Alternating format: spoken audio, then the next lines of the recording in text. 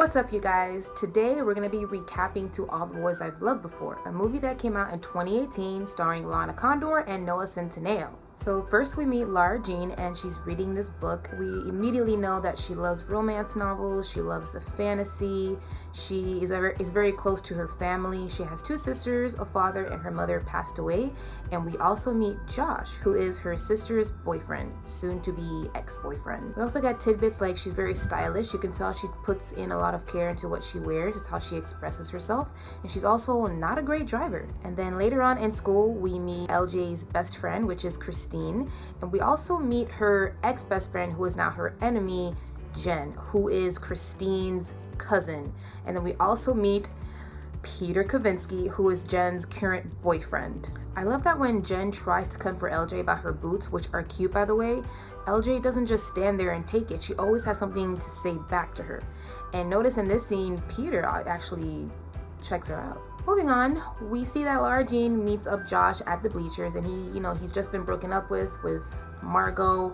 She's off to Scotland, she's going to college, and she says that, their mom told her never to go to college with a boyfriend. So Margot just had to, cut the ties. So now Josh is sad at the bleachers, and LJ goes there and meets him, and she sits next to him, and he tells her, we can still be friends, right? Like, she dumped me, we can still kick it. And LJ's like, boy, please don't say kick it. Later on, we see LJ is about to take herself and her little sister back home. Now, remember, she's not a fan of driving. She's not a great driver. So her little sister, Katie, kind of gives her some poop about her driving style. She wears a helmet, and to be fair, Lara Jean, she does go to pull back without looking and almost hits Peter Kavinsky. He takes notice of this, and he goes to the front of her car, taps on her window, and is like, hey, did you know that looking back is a thing that we do? You could not kill people. But all the while, Peter has this sort of like adoring look on his face. Man, you could tell this guy always had, tell me if I'm wrong, he always had like this long-standing crush on her, right? Why didn't he step up and ask her out before? Later on, we see that the sisters, Kitty and LJ, are home on a Saturday night, and they're watching the Golden Girls. I feel like I can relate to LJ on so many levels. Like, we both like fashion, we're both a little bit more reserved and introverted, and we love the Golden Girls. And I'm sorry, I'm cool with staying home, and I love that Lara Jean tells her sister, no, I love hanging out with you, and I love the Golden Girls. I love that she's comfortable with who she is. But Kitty still is trying to comfort her big sister and is like, I cancel plans. She's like she's giving her older sister shit about staying home, and she's like, you're looking lonely, you need to get out more. And Lara Jean's like, girl, I'm fine. So right after this, we see Kitty being a little bit of a snoop and sneaks off to LJ's room to her closet, and she sees LJ's letters. Now, these letters are very important because when Lara Jean has a crush that's so intense and she needs to get it out, she writes this boy a letter, but she never sends them out. And Kitty decides to send them out for her. Please take note that Kitty decides to send Josh a letter. That means Kitty sends her sister's ex-boyfriend's love letter from her other sister. Kitty is low-key trifling little. The next day, Peter confronts Lara Jean, and she's so confused as to why is he approaching me right now?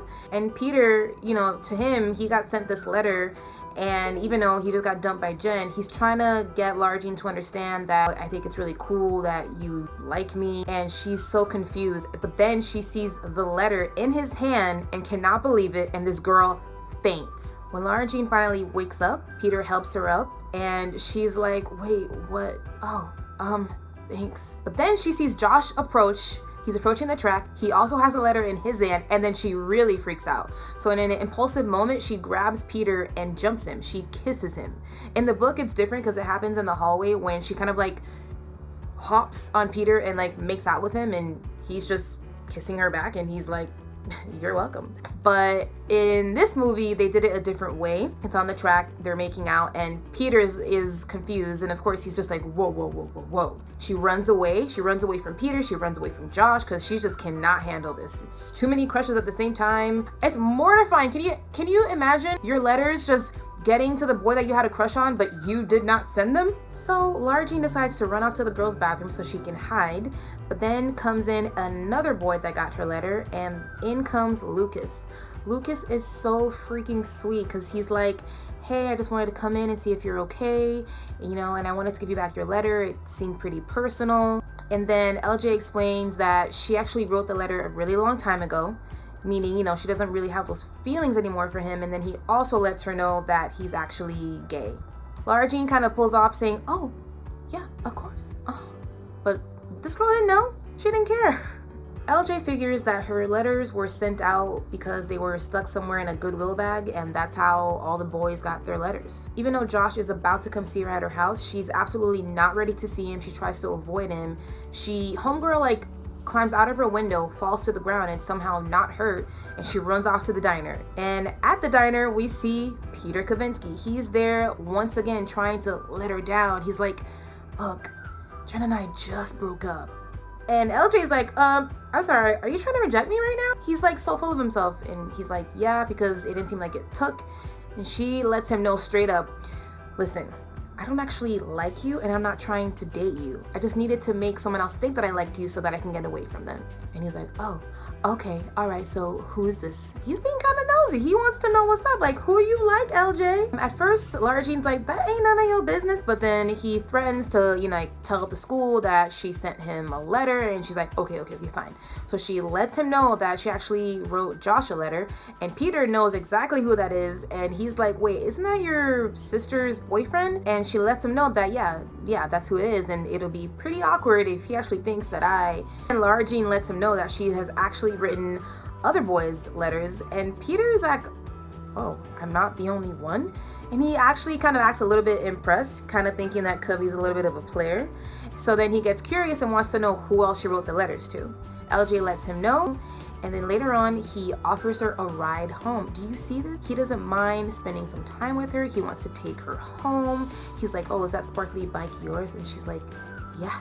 So when they finally reach her house, LJ apologizes again for jumping him, and Peter is like, could have been worse, right? Another hint. Peter also acts very curious as to, you know, what is happening with her and Josh. How do you feel about him? Do you like him? Do you not like him? Why so interested, Peter? And LJ, being the little sly chick that I like this girl. She's like, that's not your problem. So after she leaves the car, he comes up with this sudden idea and asks her, what if we let people know that we're together? You guys, there's nothing that I love more than a fake relationship trope if the leads have chemistry. If the leads don't have chemistry, then it's all downhill from there. This is why I think I like Bridgerton so much, is because that was also a fake relationship trope. Phoebe and Reggae, woo! Peter tells LJ that they should fake date because she wants to get away from Josh, and he is trying to get Jen back together with him because when she heard about him and LJ, she got super jealous. Initially, Lara Jean thinks it's kind of like a crazy idea and she says no, but then overnight she's still having thoughts about Josh, and then she thinks it over again. Then she decides at school the next day to go up to Peter and let him know, I'm in, let's do this. And then Peter just goes right in for the kiss. Doesn't mind kissing her, taking her home, fake dating, spending time with her. I see you, Peter. So even though Peter does not mind kissing Lara Jean minds because she doesn't want all of her first to be fake. So they come up with all these rules in this contract. But even though she does not want him to kiss her, he can put his hand in her back pocket. They have to watch each other's favorite movie. They need to go on this ski trip together. And this ski trip is hella important to Peter because it's this monumental moment that girls wouldn't let their boyfriends go without them. So he's like, you have to come with me. And for Lara Jean, she's like, I'm quite certain by that time we're not gonna be a thing anymore. So yeah, for sure. Yeah, we'll go to this ski trip. In the next scenes, we see Peter picking up Lara Jean and Kitty, she takes some time to warm up to him, but as soon as he puts the charm on, she's like, okay, you can call me Kitty. LJ and Peter walk into school together with the hand in the back pocket and all. And not only that, there's a twirl, which is something that Noah actually improvised on the day. In the next scene, while Lara Jean prepares cupcakes for Kitty's bake sale, there's a knock on the door and, oh, who is it? It's Peter Kavinsky, of course, and he's there to pick her up for a party, which he told her about in the notes that he writes her, but Lara Jean is not reading these notes. She's not about it. Even though she's very against this, she just would rather stay home and bake her sister cookies and just stay at home with her dad and chill. But Peter and her father are like, no, come out and get this party started with me. Like, you need to get out the house. It's in the contract. come with me. So after her father just kicks her out of the house to go have fun with her new friend Peter Kavinsky, Lara Jean looks super cute. By the way, she's wearing like this Wednesday Addams-esque dress with this like baby blue bomber jacket and her platform shoes. She looked super cute. She has her hair up in her favorite scrunchie, and Peter's like, girl, what are you doing? I like your hair down. You look pretty. After she lets her hair down, he steals her scrunchie, and she's like, don't lose that. It's my favorite scrunchie, okay? They take selfies of each other. They put it on the background, and it's like the cutest moment ever in life, because he's just like, you can tell like he actually kind of likes her. He's into her, and she looks super cute, and she's nervous to go to this party. She's not really used to going to parties. She just rather would, you know, keep to herself. But you could see like Peter is kind of like bringing her out to the world more, bringing her out of her shell, so that she can share more of her awesomeness with other people. Of course, Jen is there with her friends, and one of her friends is trying to get all up in LJ and Peter's business, like asking like these really intimate questions like H on C, T on P. I don't even know. If a Gen Z is watching this and knows what the heck they're talking about, please comment below what was she talking about. What does that mean? Because I don't know. I'm a millennial. Jen is also trying to, you know, see what's in the mix here with Peter and LJ, and again is trying to, you know, be kind of a bitch to LJ, but LJ's like, so what do you want to know? Thanks, but Peter's getting me a drink. Peter is in the bathroom washing up, and then in comes Jen being all questioning like, oh really, Lara Jean? She's so jealous. Okay. She steals Lara Jean's scrunchie. This is important. Now remember this for later on for this video, because Peter was supposed to be protecting her scrunchie, but then he lets Jen steal Lara Jean's favorite scrunchie. So then they leave the party, and then they go and get a bite to eat at the diner where they had their first conversation, and things are getting a little bit more intimate. We see that Lara Jean is kind of like calling Peter out on his BS, like, you know, he's broken up with Jen, but he still talks to her all the time. Lara Jean comments on this, and Peter's like, what is that? What is the, what? For somebody who's quiet all the time, you have so many opinions. And she's like, well, maybe because nobody has been honest with you before. And it's this cute, like, little witty banter that I just live for in these movies like this, when both characters can kind of like recognize the other person's walls or BS and calls them out on it. Then that's when you see like the attachment and the attraction growing. And I think this scene is really well shot and really well acted. Love this scene. After Peter is called out on his BS, he's intrigued by this and wants to ask LJ some questions too. He asks her like, why have you never had a boyfriend before? LJ is like, I don't know, just nobody's ever asked. But he's like, no, it's not true. I know some guy who asked you out and you said no. And it's like, oh, Peter's been keeping tabs on her. Okay, so there's like more and more clues as to, you know, his intentions, long-standing crush, as I've been saying, as we have been seeing in this movie. Lara Jean opens up about love, and she just says that, you know, the more people that you let in, the more that they can walk right out. And this is of course referring to the passing of her mom. You know, her mom is obviously somebody that she loved and who passed away, and that hurt. And this leads to Peter seeing this and understanding, and then also it makes him want to open up to her, telling her about, you know, his parental issue, how his dad left and has a whole new family. And he tries to like brush it off saying, yeah, it's whatever. But Lara Jean knows better, and we know better, that it's not just whatever, your feelings are valid. And I think this is such an important scene because that look of sincerity in Lara Jean's face, oh my god, Lana Condor did such a good job in this scene, because you can tell in that moment he realizes she's not just this other cute girl. This is somebody that I can actually talk to, somebody who can actually understand me. So it is so clear that Peter is in love at this point, right? He clearly has feelings, and then he actually comments saying, hey, you know, I think it's interesting that you're afraid of love and commitment, but when you're with me, you're not afraid. And Lara Jean says, well, it's all pretend, so I don't need to be afraid. And this comment actually kind of hurts Peter. You can see it in his eyes. I think for him, he kind of forgot that it was a ruse. He hasn't said anything like, you know, I actually like you yet. So of course for Lara Jean, she thinks, you know, this is still just pretend. So I don't know, his feelings are hurt, but he hasn't confessed anything yet, so she's not really in the wrong. He's not in the wrong. I don't know. Communication, people. These movies are always missing people talking to each other. As LJ and Peter are spending more and more time together, Josh grows increasingly more bewildered, suspicious. He comes over to her house to question her about it, and LJ's like, excuse me? Sir, who are you? It's like none of your business. She basically brushes him off, even though he keeps trying to bring up the letter that he got. You see, actually in the book, Josh and Lara Jean actually end up sharing a kiss. I know, and I'm happy that they did not include it in the movie, because I feel like that just wouldn't, I don't know. They have established how close Lara Jean and her sisters are, and I think like if they had shared a kiss, that probably may have stepped over the line and maybe make Lara Jean's character kind of unlikable. We get another beautiful, touching scene between Peter and Lara Jean when Lara Jean goes over to Peter's house and shares dinner with his mom and little brother. In this scene, they talk about their parents some more, and then they actually acknowledge that the other person, you know, they're a very good listener, and you can tell that they're bonding and the conversation is just easy. And then at this point, you're just like, oh my God, can you just tell her that you like her? This touching moment is coming to a close because Lara Jean and Christine are having lunch under the bleachers, and then in comes Peter with Jen. And Jen is just coming off super jealous, and Peter is just like feeding into it. He's like, why do you care? You have a boyfriend. And then Jen is like, well, maybe by the ski trip I won't. And then Peter says nothing, and Lara Jean hears all of this. So of course she's questioning, oh, he's still obsessed with her.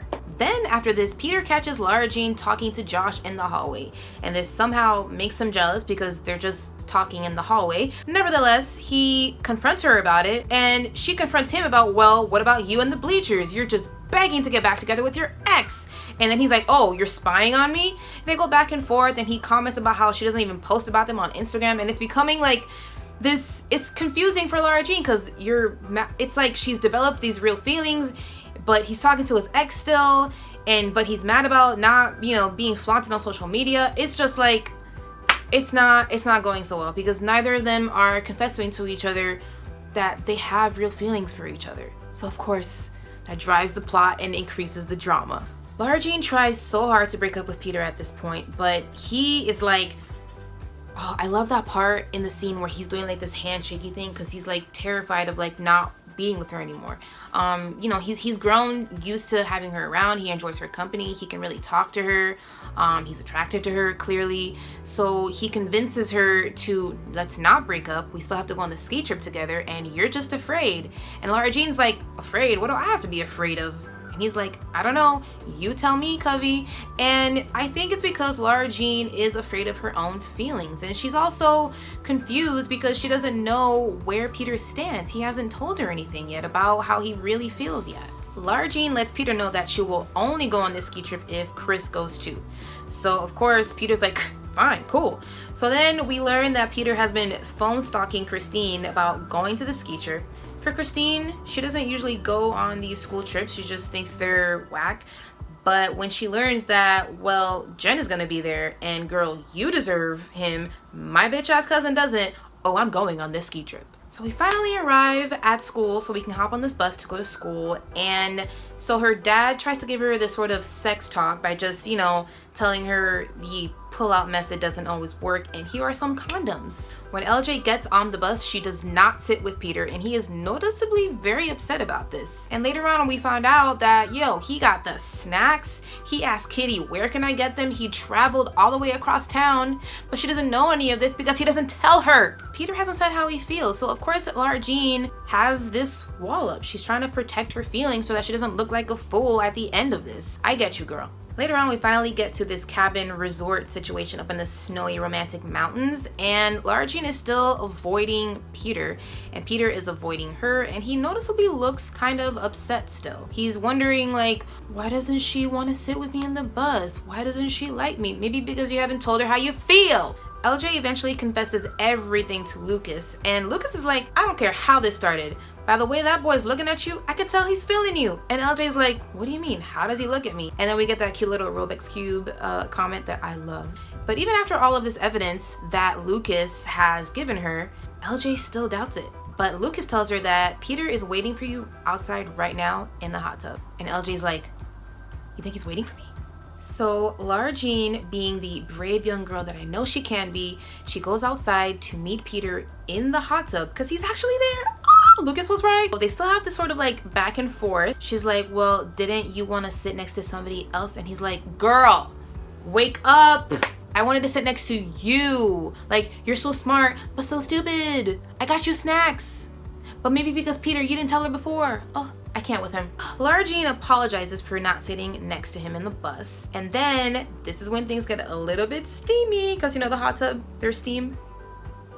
So she goes in her nightgown because she didn't pack a bathing suit. She goes into the hot tub and she is getting closer and closer, and Peter is just like there in the hot tub letting her do her thing. Like, this is all on her. Like, if she wants this, then I'll let her come to me. And she does. She comes closer and closer to him. She finally is like all up on his face, and she's like, hi.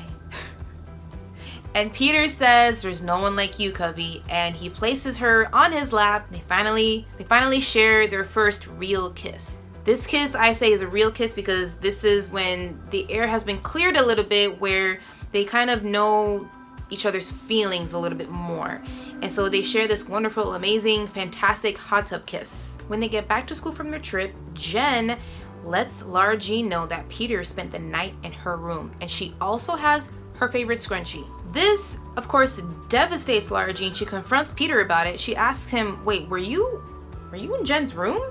Peter's like, well, yeah, but am I just a joke to you, Peter? He doesn't try hard enough to let her know and explain why he was in Jen's room. But I also have a question here, because later on we find out the truth, like why he was there. If he had a conversation with Jen, why did that require him spending the entire night in her room?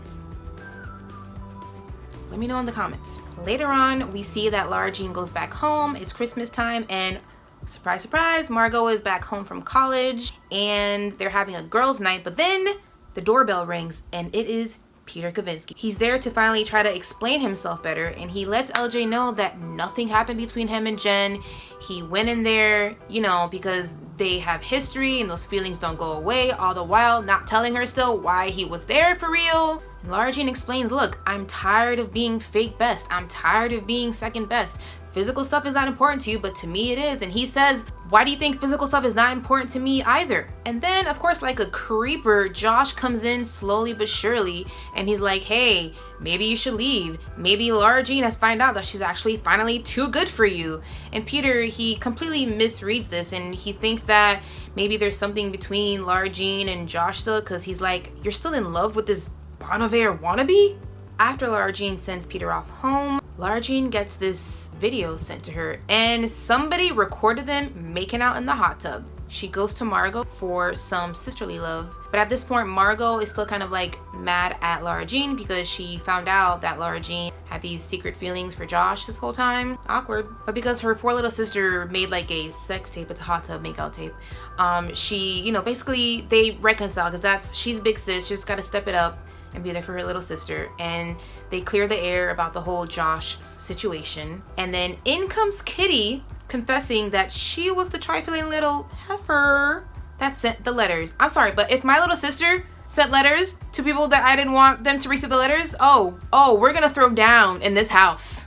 Anyway, when big sis Margot steps in and convinces LJ to not kill Kitty because, you know, she sent these letters because maybe she actually doesn't want everything in her life to just be a fantasy. So LJ sees this and understands this and decides to just not kill her little sister. Margot makes a point about how if she can forgive Lara Jean for writing her boyfriend a love letter, then she should be able to forgive Kitty for sending out her letters. So the next day, we are at school with LJ and her friends, Lucas and Chris. But then we see pictures of her. It's a screenshot of her in the hot tub makeout session, and the whole school is there to see it. Of course, she's incredibly hurt, but then Peter is there. He sees her upset, he's concerned, and he asks her, tell me what's going on, tell me what's going on. And then she's like, so you're gonna let everyone think that we had sex when you know we didn't? So he takes a moment to like stand up for her and tells the whole school, listen, nothing happened, and if anybody has anything else to say, I'm gonna punch all your asses. But I also have a question. When that video leaked the first time, where was Peter?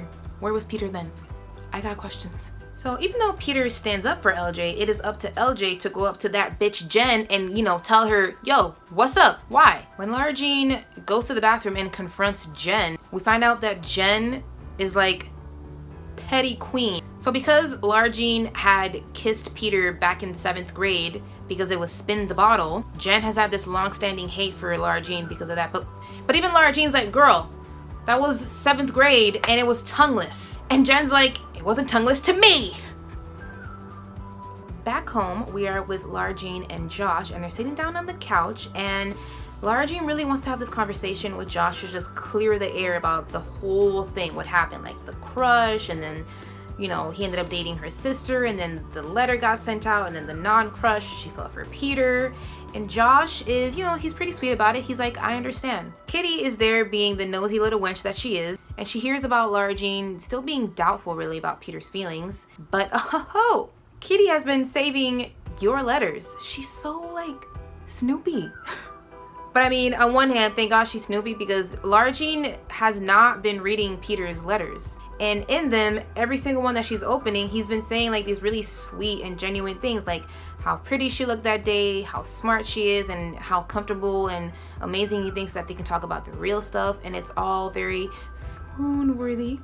So after she reads the letters, Josh is the one that encourages her to go to him and let him know how you feel. And LJ is still really like apprehensive about it. She doesn't want to go out on a limb because she doesn't want to get hurt. But Josh convinces her, just go and do it. Okay, go and do it. At least you'll know either way. So then we get the scene of LJ actually driving to school, and she parks really badly because like when you're about to confess your feelings to the one that you love, who cares if you're gonna park really bad? She finally makes it to the lacrosse field, and I love how this is shot because this is a really big moment for her. She's used to keeping things to herself unless she's very comfortable around you. So this moment where she takes her fantasy from, you know, being in these romance novels and having crushes, she's about to have like this real moment of actually living that fantasy and confessing her true feelings, confessing her love for this guy. So I think you really feel the nerves with that wide shot where she sees him from across the field, but she stops walking and she's still very far away from him, and that's kind of signifying like how nervous she feels. And I love how you could see that visually. So when they finally get closer together, she first asks Peter, can you please turn around? Because she's still really bashful about, you know, telling him that she likes him. But then she gets braver again, and then she eventually asks him, hey, can you turn around? And then she reads this letter that she has, and it basically says, hey, Peter, I need you to know that I like you. And then she's about to turn around and leave. This girl's about to leave. It's like, wait. Of course, Peter is like, whoa, whoa, whoa, whoa, whoa. Don't I get to say something? And then Peter finally explains why he was in Jen's room. And he lets her know basically that I went in her room because I was letting her know that it's over between the two of us because I'm in love with you. My question is, why did he say this to her when they got back to school from the trip? And I also still need to ask, why did he spend the entire night in Jen's room? But whatever, it's a cute moment because they're sharing their real feelings, and the chemistry between Noah and Lana, it's so like palpable and believable. So before they share their big final beautiful movie kiss, LJ asks him, hey, wait, don't we need some kind of contract? And Peter's like, no contracts. It's all trust. And then of course we get like a cute little smile, and then they have their big final swoon-worthy kiss. And it's over. You guys, I cannot tell you how obsessed I was when this movie came out in 2018. I really think it's going to be, or it is already, a classic teen rom-com. And I think a lot of times when we deem those titles onto certain movies, they're kind of seen as like guilty pleasures or actually not really that good. But I think, you know, with the casting, the directing, they really achieved something really special. It's just a movie that feels like it's like a warm, familiar hug. This is the hug. Let me know if you guys want me to recap the second one where we get to meet John Ambrose. If you guys like this video, please like, comment, and subscribe. It really helps out to support the channel. I'd love to create more of a community with you guys and talk to you guys more and create even more content, but we can only get there if we get more subscribers. So I'll catch you guys next time.